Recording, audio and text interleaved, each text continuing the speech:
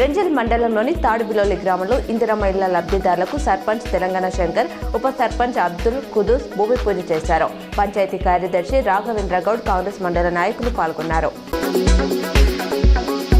నందిపేటలో urea కోసం చిన్రాజ్పల్లి society రైతులు ధర్నా చేశారు. ఉమ్మడి నిజామాబాద్ జిల్లా మాజీ ఎమ్మెల్సీ కవిత తన రాజకీయ భవిష్యత్తుపై ప్రకటన చేశారు. మీడియాతో చిట్చాట్లో ఆమె పలు విషయాలను పంచుకున్నారు. వచ్చే ఎన్నికల్లో తాను రాష్ట్రంలో ఎక్కడి నుంచైనా పోటీ చేయవచ్చని కవిత స్పష్టం చేశారు. అయితే తన మొదటి ప్రాధాన్యం సిద్దిపేట అని, రెండో ఛాయిస్గా బోధ నియోజకవర్గాన్ని ఎంచుకున్నట్లు ఆమె తెలిపారు. హైదరాబాద్ బులియన్ మార్కెట్లో ఇవాళ బంగారం ధరలు స్వల్పంగా తగ్గాయి.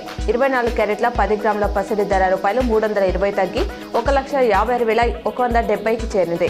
22 క్యారెట్ల 10 గ్రాముల గోల్డ్ రేటు ₹300 పతనమై 1,43,150 పలుకుతుంది.